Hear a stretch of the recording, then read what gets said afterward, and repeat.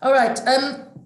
I do want to start by thanking TESOL-SPAIN for inviting me to come and give this webinar, especially Annie and also Daniel, who've been really helpful getting everything set up.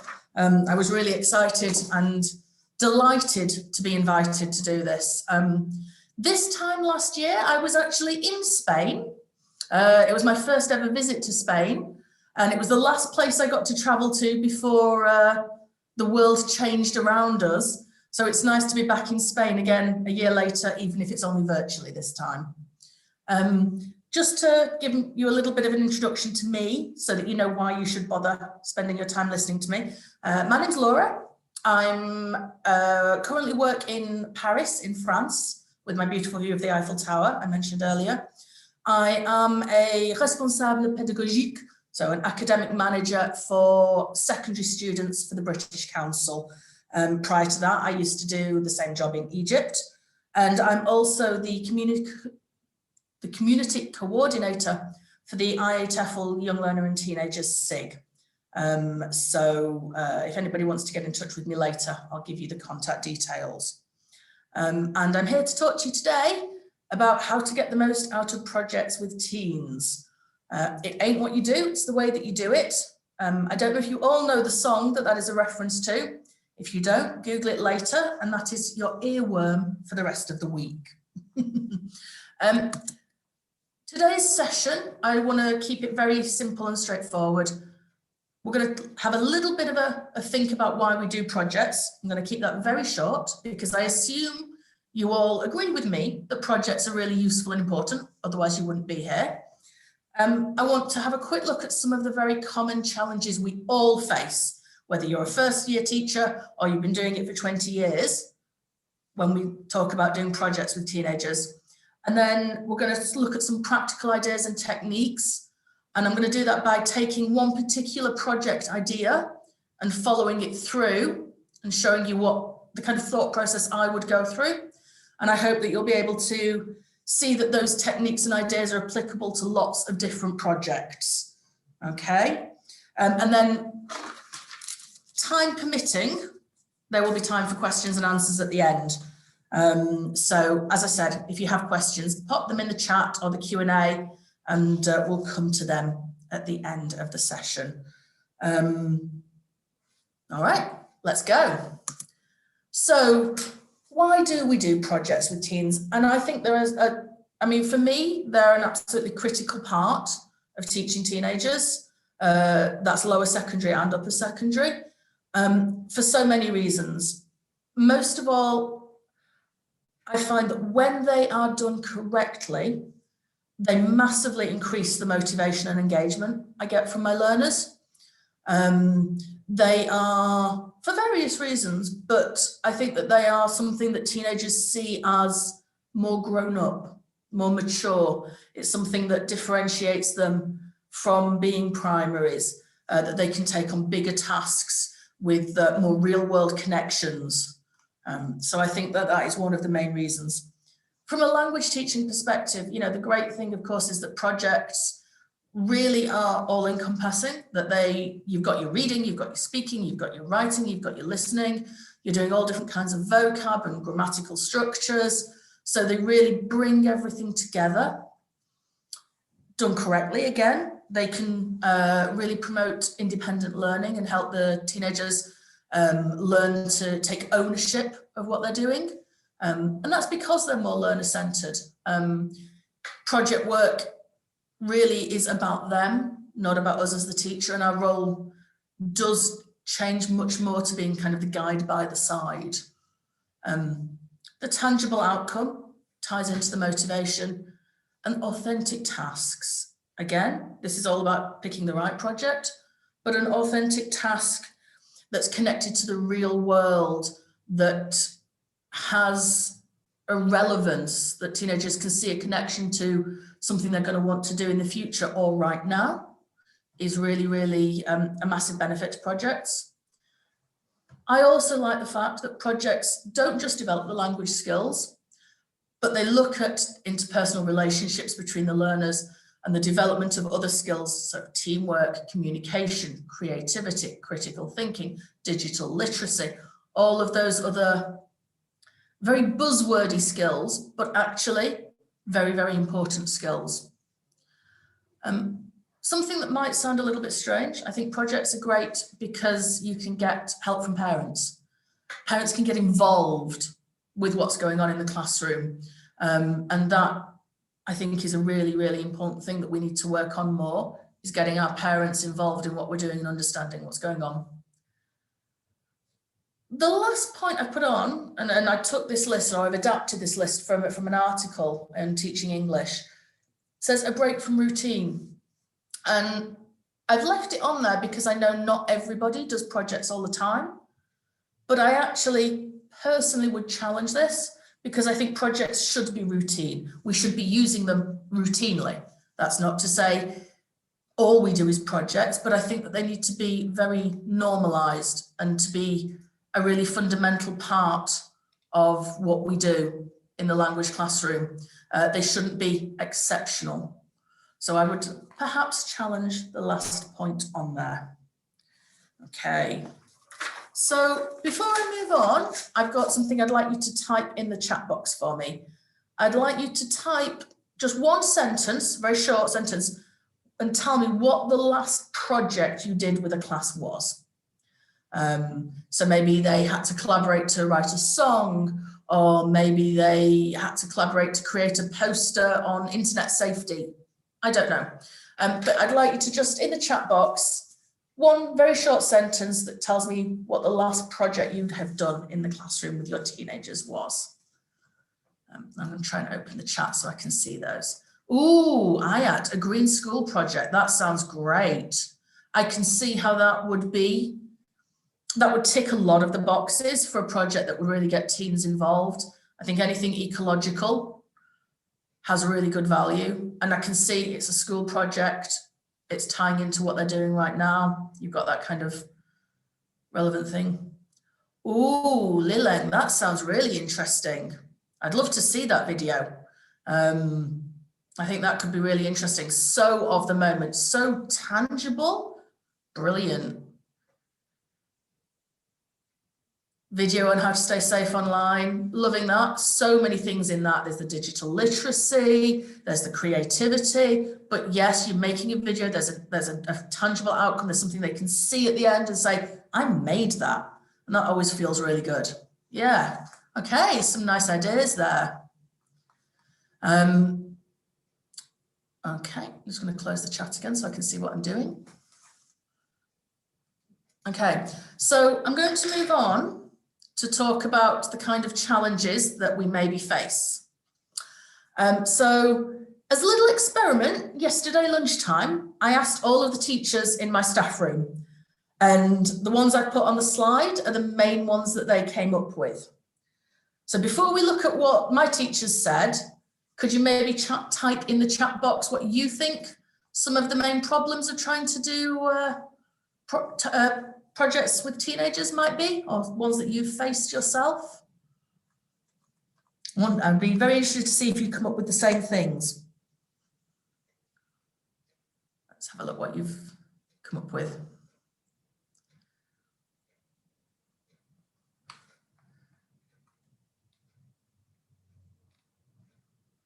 Idea generation. Oh yes, idea generation. Sometimes you say, let's do this, and the sea of blank faces looks back at you. I know that feeling, Lileng, definitely. Any other problems that people have had?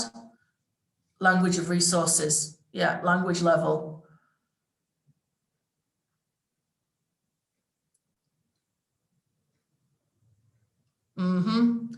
Oh, Sarah, very good point. Absolutely. And if they go to the, if they can't plan in L2, what do? They use the L1. Amna, yes, good. Fear to start it on their own. I call that blank page phobia. And, you know, I think I feel it when I sit down to start making a PowerPoint for this webinar. I don't like the blank PowerPoint. It's intimidating.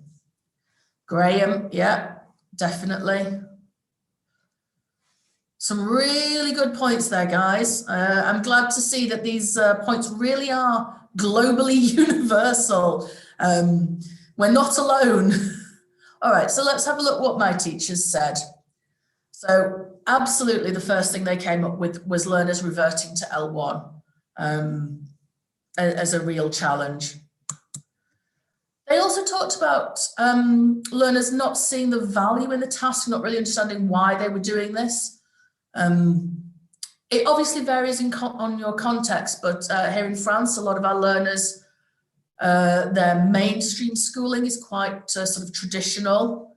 And so projects really can be quite different for them and they don't understand why they're doing them. Another thing one of my teachers said is that they don't know what a good project looks like. They don't know what they're actually trying to achieve. One person doing all the work.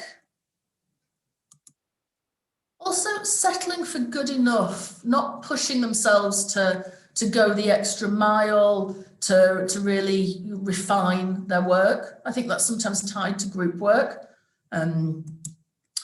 Groups working at different speeds. I think Graham mentioned that one.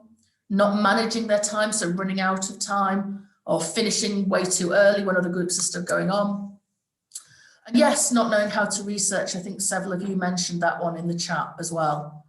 So these were the top ones that my teachers came up with, and we can all think of more. There's always a new challenge, and when we think we've solved one, another one crops up. But what I would like to do is to work through a sort of a hypothetical project. I mean, I say hypothetical, this is actually a project I've done many, many times.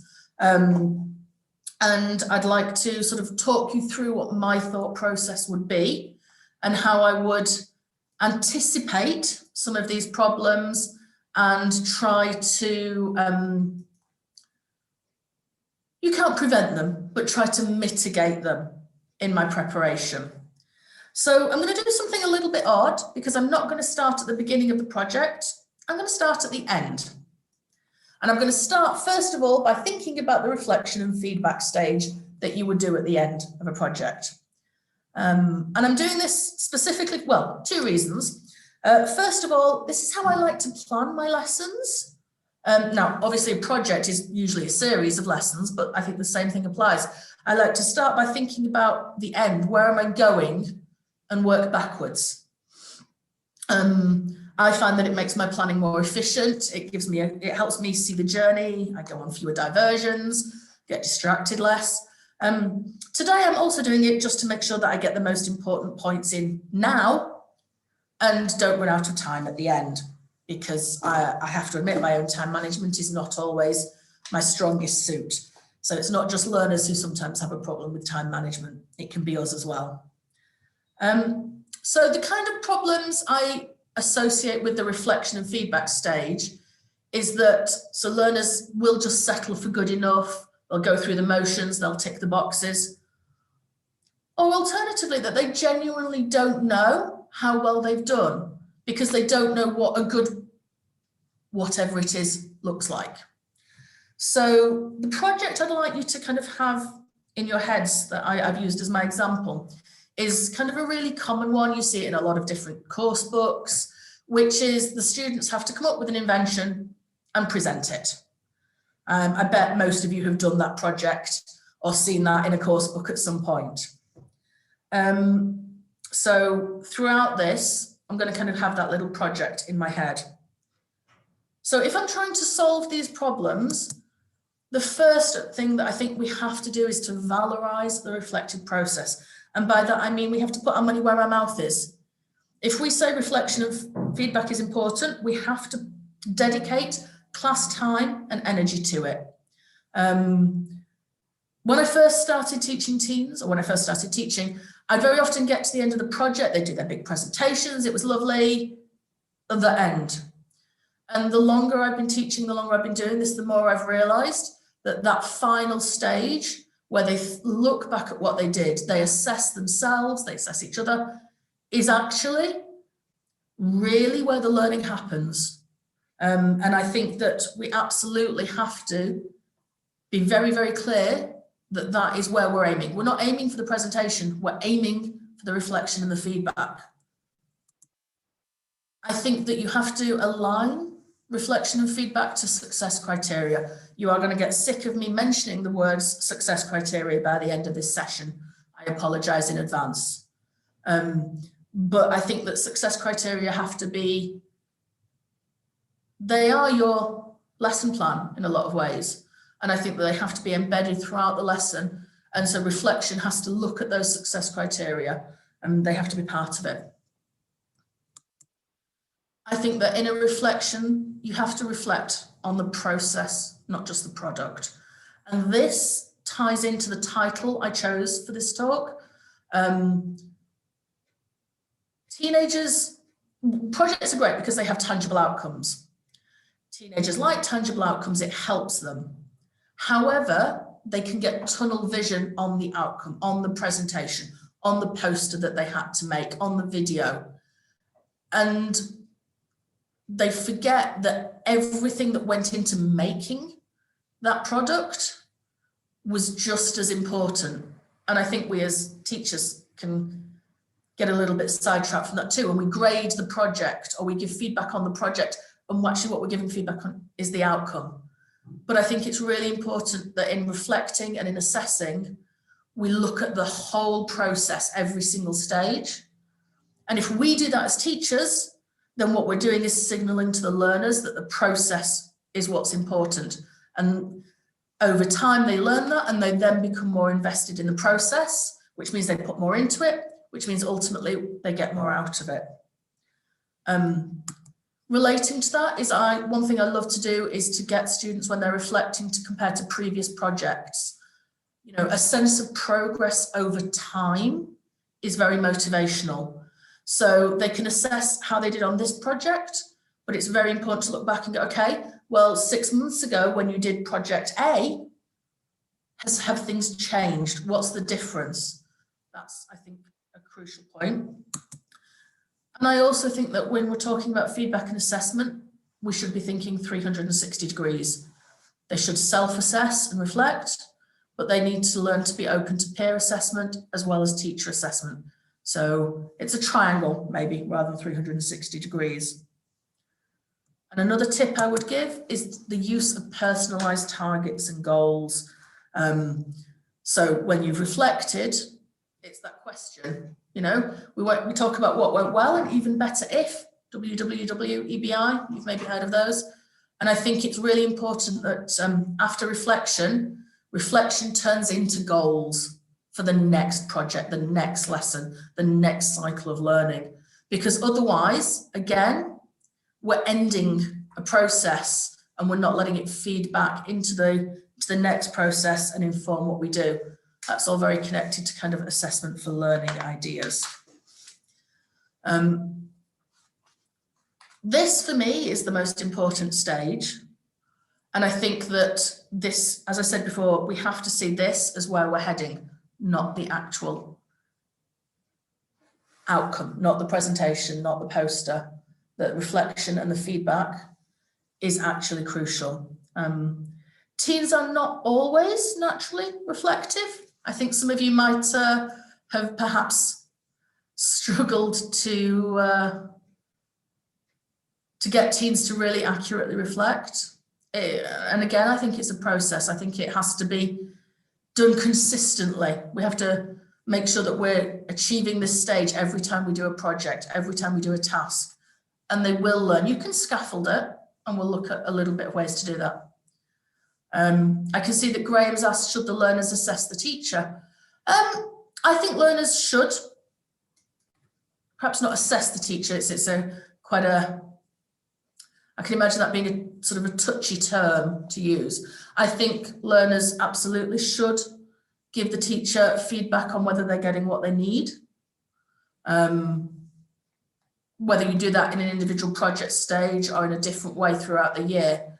But yes, give feedback, tell the teacher if they're getting what they need, tell the teacher what they want, tell the teacher what they're enjoying, not enjoying. Yeah, 100% Graham. Okay, so after the reflection and feedback stage in my backwards planning, what I would look at next is that final task, final product. And I think some of the common problems you would get at this stage, our learners, again, not really seeing the value. Oh, it's another presentation. They get a bit sick of it. Settling for good enough, you know, just doing enough to get by.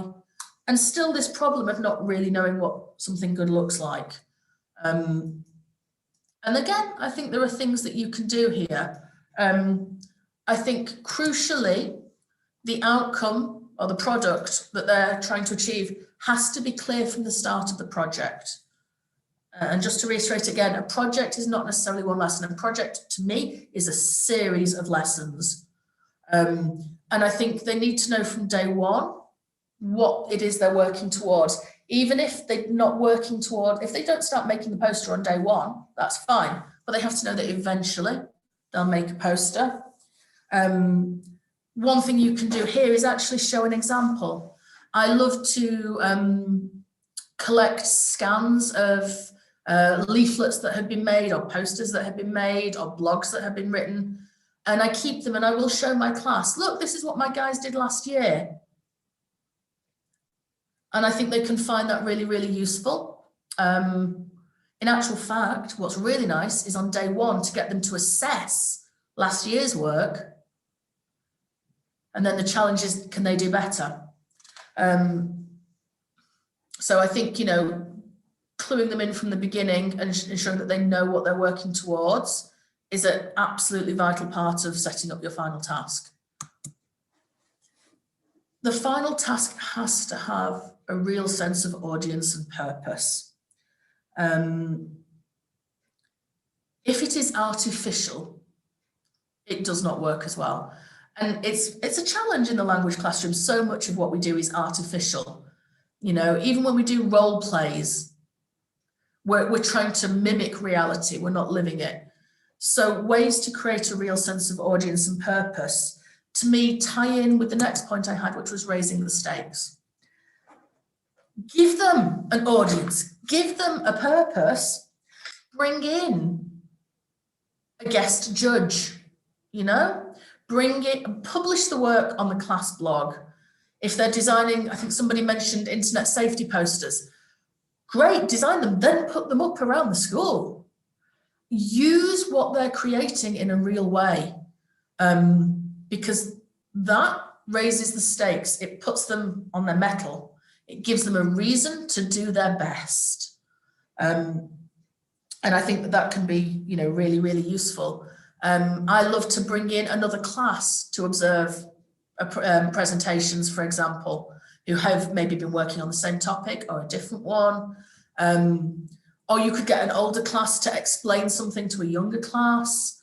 If you can, especially now so many of our lessons are online, bring in an industry expert from Zoom, over Zoom. So for example, in this imaginary project where they're coming up with an invention, one thing I've done in the past is bring in a patent attorney, so someone who specializes in, can you get copyright on inventions? And you bring that person in over Zoom, they can give real feedback, and they're a real person, they're not a teacher. And that has a really powerful impact. And that's getting a lot easier to do nowadays, as we're all figuring out how to bring people in remotely. Much easier than trying to bring them in face-to-face ever used to be. I also think raise the stakes and bring the parents in. Visibility of what they're doing, of what their children are doing, has so many benefits, but one of them is that it forces the children to lift their game a little bit. One thing I would say is that this is something I would do gradually over the year. I wouldn't necessarily, on a first project with a new class, bring in a load of external people, because that can be very intimidating. But over the course of a year, increase the stakes each time you do a project. Okay, last time, you know, maybe the class next door came in, but next time we're going to get an external speaker in, and then at the end of the year, for the final project, we'll get the parents in. Over the course of the year, each time, you're pushing them that step further. So, you know, I think that that can work very well. And then obviously, I said you'd get sick of me saying it, but the use of success criteria. That's obviously tied in to keeping the outcome clear from the start, but you need the success criteria really do define for the learners what they're trying to achieve and make it very clear. So I'd like to look at some possible success criteria.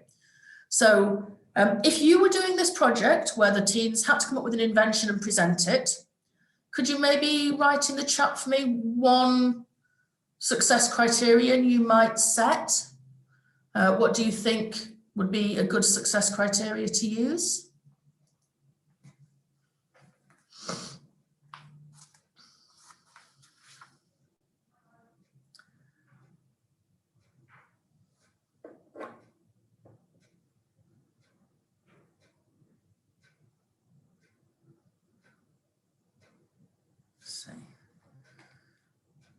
Any ideas coming in? I will show you. Oh, clear arguments, reliable supporting details, excellent.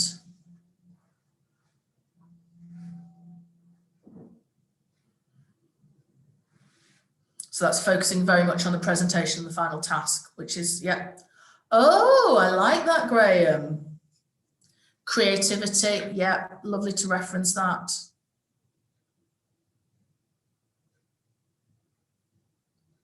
Any other ideas? I'm going to come on to some of these later. At the minute, I'm just focusing on that. Some of you are anticipating me. Annie, you're anticipating me. All right, so these are 3 success criteria I have used with this project before. So I've got one about the content and the creativity of their idea. I've got one about the presentation skills, because the final outcome is a presentation. And I've also got a language related criteria in there. Obviously, these are just examples. One thing I would like to flag up is the use of the we and the our, which does tie in with those points about teamwork and collaboration. Some of the ideas you've shared, you might see coming up in a minute. This form is my standard. I mean, you know, everyone has their own preferred way of doing this, but this is the form I would use in the reflection stage. And the idea is that the learners can self-assess by drawing a cross on the line where they think they are. You can also use it for peer assessment, where their colleagues can draw a cross on the line to give them feedback and say where they think they are. And as a teacher, you can use that same structure. It actually makes it very easy. Then learners can compare where they think they are with where the teacher thinks they are, and think about why those scores may or may not be different. Okay, but you can see I do have some empty success criteria left. So we are going to be coming back to this document. But we were doing a presentation. We know we want them to have a good idea. We know they want them to organize the presentation, maybe use signposting language, you know, things like first, next, to sum up, that kind of thing. And we want them obviously to use the lexis from the topic. So, great. We've thought about the final task, but as I said, process needs valorizing because that's where many of the problems arise. So I'm going to look at some of those problems. So the problem here was one person doing all the work. I feel that used to be me when I was a teenager. I was the one who did all the work. And I think the question we as teachers have to ask is, why is one person doing all the work? Because it's not always the same reason. Is it that they're a dysfunctional group, that there's one person who is very dominating and a little bit louder? That may have been me as a teenager. Is it because the project is too difficult and only one person understands it? Is it because some of the others are unengaged? Why is only one person doing all the work? You know? And I think once you know that, you can start to address it in different ways. The thing I like to do is, while, you know, obviously throughout a project, we are monitoring continuously. The learners are working independently, but that doesn't mean we're doing nothing. And I like to go through And I like to say to learners, you know, okay, this is where you're at. So what are you most proud of in this project so far? It's continually making sure that they know that their contribution is being seen and valued. And if they can't answer the question, they better be able to answer it the next time. So, you know, when you monitor, again, don't just focus on great poster, but ask them, what did you do? Whose idea was that? Okay. As some of you have already suggested, putting participation into those success criteria, I think is crucial. Practically, one thing I like to do is to use designated roles within a project team. So for example, if I was, again, thinking about this project, this imaginary invention project, I would say, all right, so this is the company. And in the company, we're going to have a chief financial officer, and we're going to have a head researcher, and we're going to have a head of marketing, and we're going to have a chief technical officer, whatever, you know? So those real life roles mean that different people have to do different jobs. So it's a way for the learners to be able to share the responsibilities out. Again, at the beginning of the year, first time I did a project, I might assign roles very specifically. As I did more projects, my learners became more familiar with project work. By the end of the year, I'd be saying, these are the roles. Actually, by the middle of the year, I'd probably be saying, these are the roles. You know, you're going to have to agree together who is what. Maybe they can do, like, you know, 2-minute elevator pitches for why they think they should be elected the head of marketing. That's a great additional insert of language to get them to do that. It's a task within the project. It's expanding what the project is to really, you know, build more into it. By the end of the year, I think get them to tell you what the roles should be on the team. You know, you can really push that, but it's a great way to make sure that the work has to be split up. And the other thing I would say that is key to this is chunking the project into steps and tasks. So it's not just, okay, we're going to make a poster, or we're going to do a presentation. It is, okay, today we're going to work on assigning roles. Today, what we're going to do is we're going to look at other inventions. Today, this is it. So if you break it into tasks, individual tasks, it becomes obvious sooner on who isn't doing the work. And so you can get in there to take steps to edit that. So as I said, we need to add to our success criteria participation. So something like, I made a fair contribution to the work of my team. You could word this in a million different ways, but this is the first time I've used I. All the others were we and our.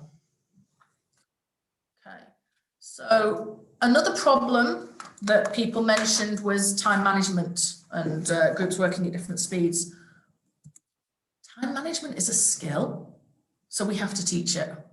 We cannot assume that teenagers know how to manage their time. Frankly, most adults, and I'm including myself in this, are not great at managing their time. And that's why I was still making this PowerPoint at midnight last night.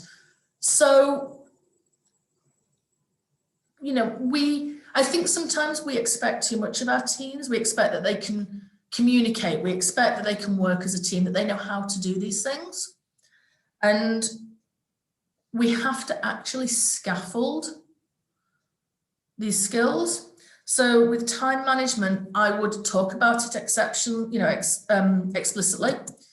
I would set smaller deadlines within a bigger project, or I would ask the learners to set them themselves. I think to deal with people working at different speeds, you can allow in a project for different paths to the same result. But if you're going to do that, you have to make deadlines and progress visible. The thing that I love to do with this is very often, I'll work with my learners to chunk, as I said before, the project, so set up the individual tasks within it. And I'll get sort of big A3 bits of paper, and I'll get them to draw a checklist up. So they put their team name or their, you know, at the top, they've got all of the stages.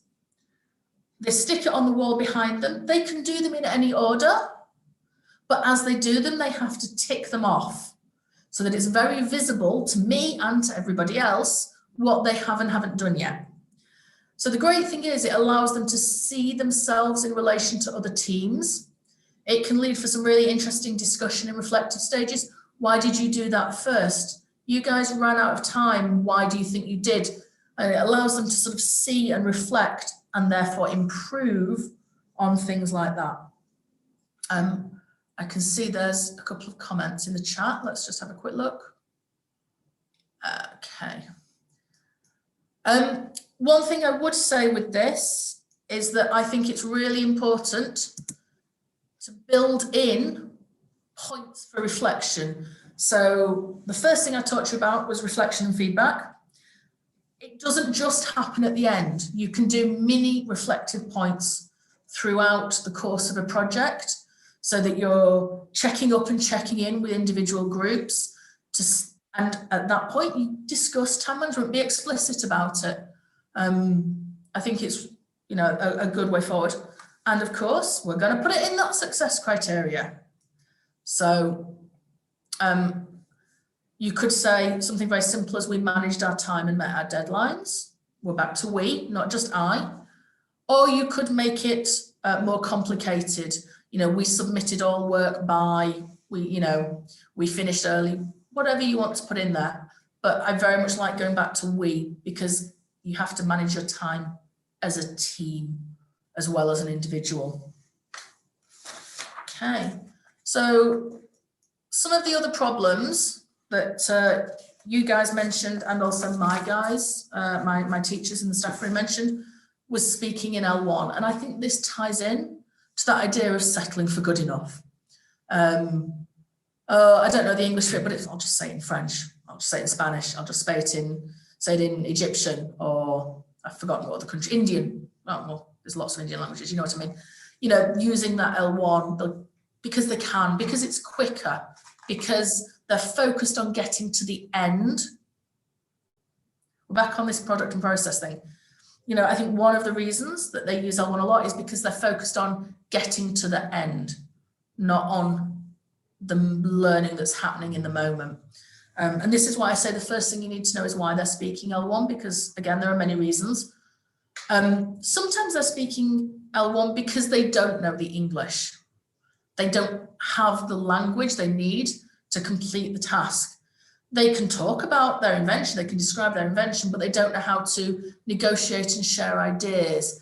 They don't know how to take turns in a discussion, things like that. So my answer to that is the teaching of process language. I'm hoping everyone here is familiar with the term process language, but I'll have a look at some examples on the next slide, don't worry. But process language is basically the language around a task to complete a task rather than the language of the outcome. So it's not the target language, it's not your present perfect for life experiences or your Lexis about the environment. It is your turn taking, your negotiating, your agreeing and disagreeing, all the kind of things they need to do within the individual tasks. Sometimes the reason for reverting to L1 is, fear of making mistakes. And the only thing you can do to try and mitigate that is to create a positive classroom culture where mistakes are seen as learning opportunities. Creating a positive classroom culture could probably be an entire webinar on its own. Maybe I'll come back and give that one next year. But the top tip there, I would say, is think about rewarding use of L2, not policing use of L1. L1 is a valuable tool. We can actually exploit it. It's the learner's identity. So, I'm never a fan of, having a language monitor. I've seen people do that in classes. Someone whose job it is to spot their teammates speaking L2 and pull them up and remind, speaking using L1 to pull them up and remind them to use English. I'm never a fan of that. I think it's actually much better to notice the good examples of English, to praise and to reinforce the positive behaviour. And I think that this is a chance to insert language at point of need. I think actually them speaking in L1 in some ways is good because it tells you what they need. You as the teacher can go, oh, they don't know how to do that. Great, I'll teach them. So being alert to it ourselves as a teacher. And when you feed in language at point of need, i.e. when they're trying to say something and can't, it's actually more memorable. Learners go, oh, I needed that, great. And they tend to absorb it into their repertoire much more quickly. And then finally, put it in the success criteria. You know, valorise the use of English without punishing the use of L1. So I did say I'd have a quick look at some process language. But again, I want your ideas first. So imaginary project, creating an invention. Let's imagine we're at the brainstorming stage where the team are working together to come up with their initial idea. What process language might you pre-teach for that stage? What expressions would you maybe put up on the board for them, or have on a language mat on the desks, or maybe even drill in advance? If you could share with me in the chat an idea of what you might say, what you might teach for that stage, that'd be great. And then I'll show you my ideas.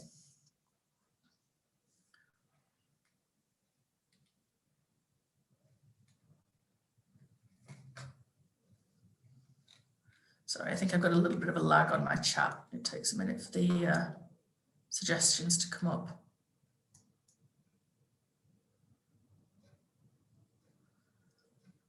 Go on, I'll put one up to get you started. I think if they're discussing and sharing and negotiating ideas, they have to be able to respectfully agree and disagree with each other. So that's something I would give them expressions to do. Obviously, this is all going to depend on the level of your learners. This is a project. Actually, a lot of projects work really well with lots of different levels. I think they also need to find a way to end the conversation. Very often these brainstorming discussions in groups just go round and round and they never end because they can't conclude. So giving them language to help them do that. I think language to help them keep the group moving. Language to agree and support each other. Language to ask questions and seek ideas from other people, encourage their teammates to participate. Language to praise and reinforce each other. And also language to make suggestions. You can present these in, yes, language of suggestion. Graham, I agree. When I present process language, I tend to like to categorize it. So I'll give them like the heading, making suggestions and 3 or 4 expressions, agreeing 3 or 4 suggestions, disagreeing 3 or 4 suggestions. The great thing about teaching process language as well is it's very, very recyclable. You might teach this process language for a project on inventions, but you know what? When they start doing the green school one next time, they're going to want a lot of the same expressions. And again, over the course of a term or a year, you can build on this. I like to make language maps and have them add to them as the year goes on. So those chances to recycle and reuse are so valuable. So process language is one of the best ways to get them to start using English. Whoops, one went too far. And again, I would add it to success criteria. Again, this one is an I, but notice that I said, and I helped my team too. So encouraging that behavior where they peer teach each other expressions, because when they peer teach, they remember more than when we teach. Very annoying, isn't it? All right. So moving on, because I am aware of time. I did say time management wasn't one of my skills. Sort of one of the problems that my teachers mentioned is not knowing how to research. And I think some of you mentioned that as well, especially in connection to digital literacy. I would add to that, don't know how to work as a team, don't know how to give a presentation, don't know how to think critically, don't know how to be creative effectively. And I think it's related, these points are very similar to the points about timekeeping. You know, these 21st century skills, they're not innate. Nobody was born knowing how to research on the internet. So we have to explicitly teach them. Again, same thing as with the timekeeping, talk to them about it, teach the skills. When you send them off to do research, talk to them about how to search on Google, talk to them about keywords, talk to them about ands and ors and putting quotation marks around things to find phrases, talk to them about different types of sources. That is a whole stage in a project, could be, you know, an hour's work on safe searching online, and that would be incredibly valuable. And again, it's a skill that is recyclable and reusable again and again and again, and it crosses over into other aspects of their lives. However, you do occasionally get learners who say, but what's that got to do with English? Why are we doing this in English class? And I think the answer to that is to take them seriously and be open with them and say, we are doing it because, you know, as teachers, we have to learn to be more open about why we do what we do, especially with teenagers. Teenagers are kind of genetically programmed to question authority. You may or may not have noticed that. And the best way to counteract that is to be very honest, be very explicit about your aims and about why you're doing it. You know, so we're going to do research because in the future you will need this skill, because you can only learn English by having something to talk about. You know, I think some other key points I would mention is that don't assume that everyone has the access to technology you think they might. And as I've kind of mentioned before, when you're doing these skills, the first time you do a project or task, you're going to need to give them more support, more scaffolding. And over the course of a project or several projects, you can remove that. You're upskilling them, so each time they need a bit less support and become a bit more autonomous. We're back on that phrase of valorising the process, putting our money where our mouth is, saying that the research that you did gets graded, not just the presentation that you did as a result. I'm giving you a teamwork grade, not just a presentation skills grade, not just an English grade. And obviously, that means we're putting it back in the success criteria. So what I would say, as an example again, is that I carried out effective and safe online research, which helped us. So again, we've got the I and the us.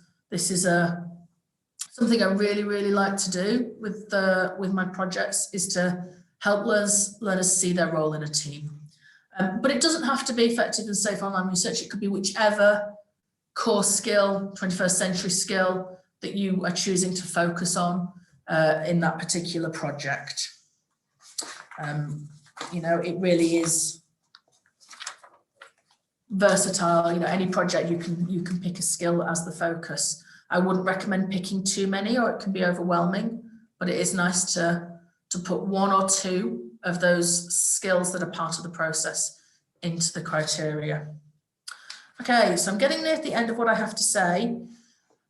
And having worked my way backwards, I've ended up at picking a project. And I've put every single one of those problems on this slide because picking a project is one of the best ways to respond to every single one of those problems. So my top tips here are: make sure your projects are smart, that the outcome is specific, it's measurable, it's time bound, you know, the usual things. You have to have very concrete outcomes. But sometimes I find the best way to phrase it as the project is a problem to solve or a question to answer.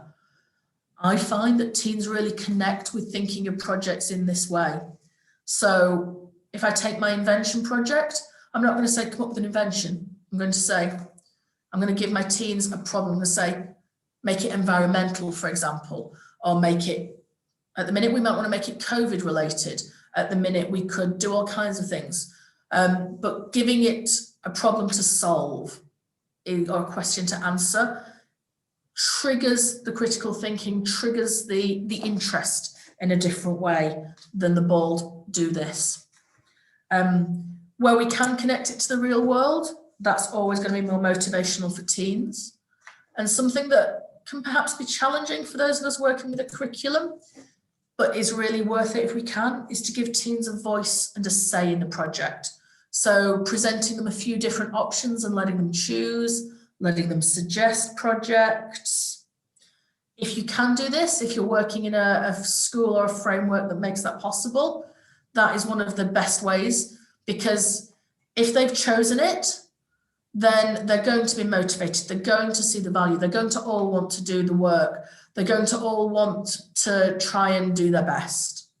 It solves a lot of the problems before they even start. As I mentioned before, showing examples at the project picking stage so they know all along. And my final point is those success criteria I've been showing you that I've written, I didn't write them. My students did. Now, my students wrote them at the end of a year's work on various different projects. They'd learned how to write success criteria. I tend to start the year by giving them success criteria. Then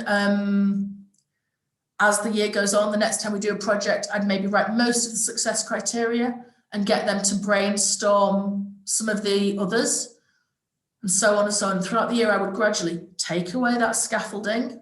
I seem to be repeating myself with a lot of these ideas today. So that at the end of the year, they are creating, with input and guidance and nudging, success criteria themselves. So ultimately, that's giving them power and autonomy over the project in a way that really does engage them in what's happening. I have finished in time for questions, which is a miracle in itself. I don't know if I missed any in the chat. I can see there's a couple in the Q&A box. There are a couple of questions in the Q&A, Laura.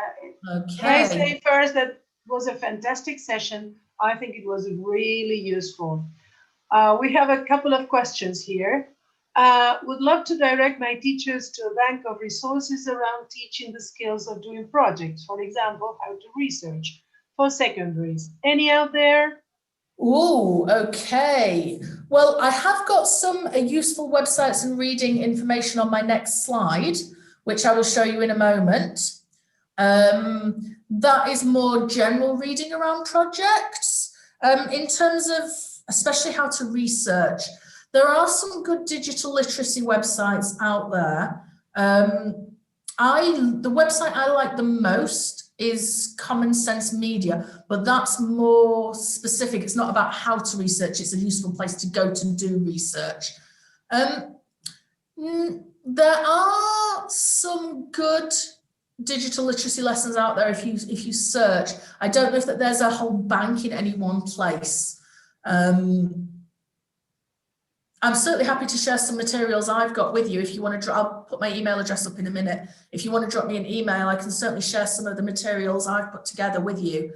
But I wouldn't say that there's a bank of useful resources around this. Sounds like a great idea, though. Maybe we should. I think so, yes. Do that. Another question from Amna. Can you give us a few examples of task-based learning or project-based learning? Okay, so task-based learning and project-based learning are different. Task-based learning, they have a lot in common, but my way of differentiating more, say a project is generally a series of tasks within one bigger project. I mean, anything where there is a question to answer or a problem to solve, as I just said, is definitely where you can work on task-based and project-based learning. Task-based learning has a very specific, or the kind of the classic form of it has a very specific structure. And for that, you're going to want to read the work by, Jane Willis? Jane and Dave Willis? I would definitely recommend. Yes, Jane, I remember she wrote a fantastic book on task-based learning. Yeah, and I would recommend that. Project-based learning, as I said, there are some slides. My next slide has some recommendations for books and a few websites. But I mean, if you just want examples of projects, oh, I mean, gosh, the group gave some great ones at the beginning of the session. But really, you're looking at something where it's not just a role play. A role play is not a project. Putting on a play might be a project. Writing a script and performing it, inviting the audience, creating tickets, all of those kind of things turn it into a project. That's what I would say is the difference or the key thing there. I can see some other comments coming up in the chat. Let me just have a look at that. Yeah, it was me putting up the link to Jane's Oh, thank you. webpage. Yes. Sarah, you absolutely did not put me on the spot. Don't worry. But yes, do send me an email. If you're a council colleague, you can work out my email address anyway. Definitely. Oh, great. I'm glad you understood my idea with presenting it backwards. That is how I plan. That's how I do my thought process. And I think it really does help you focus on what's important. Even at just a lesson, at the lesson level, I think it really does work. So, all right, I'm going to put up my recommended reading slide. Feel free to take a screenshot. Alternatively, if you want to, you can contact me and I will email you the whole presentation quite happily. I don't know if you can you put the PowerPoint on the website with the recording, Annie? Yes. I'll email it to you as well then. All right, great. I'll just run a spell check on it first, because as I said, I was finishing it off last night. So spell check wouldn't hurt. So yeah, a couple of books there. My absolute favorite is the Imaginative Projects one. If you can get hold of that, I think might be out of print now, which is a shame. But if you can get hold of a secondhand copy, I definitely recommend it. And some of those blog posts are really, really good. The Cambridge ones with the video tips are great. And that one from the World Teacher Andreu it's a summary of I think a Twitter chat. Lots and lots of different ideas. Definitely recommended reading that one. And because it's a blog, it's sort of quite short and easy to get your head around. So more ideas there. But as I said, very, very happy to chat further with any of you. So if you do want to get in touch, that's my email address. Just drop me a line. Tell me where you found me, otherwise I'll be very confused. And as I mentioned at the beginning, I am the community coordinator for IATEFL Young Learners and Teenagers SIG. So we have a Facebook page. We also have Twitter and Instagram. And if you want to connect with me there, I run the Facebook page. So I'm sharing ideas and resources there all the time. And we'd love to have you. Annie comes along and shares stuff in there as well, which we're always very grateful for. It's a nice global community. Thank you so much, Laura, and thank you all those teachers around the world who attended this webinar. It's been a lovely session, and I recommend the Facebook page because Laura is very active there, and I follow the SIG group on Facebook, and there's a lot there to read, to profit from. It's wonderful. So, I feel a little bit guilty because I've been a bit quieter for the last 2 weeks because we're doing our mid-year reports at work and I've been very busy, but it will get more active again in the next few weeks, don't worry. So, well, I've shared with you in the chat box the email address where you can write if you need a certificate. Just send us your details and we will send you an electronic digital certificate. Again, if you would like to attend the TESOL online conference, there you have again the link. You can look at the information, the speakers, learn more about what we're doing. And well, I hope you all have a lovely weekend. Thank you again, Laura. It's been a great session. Thank you, teachers. Thank you, colleagues. And okay, let's enjoy the weekend and let's have a safe and healthy new year for those celebrating it in Asia. So till the next webinar then, and see you around the social media, Laura. Bye. Oh, definitely. Thank you again, everyone. Lovely to see you all today. Bye-bye.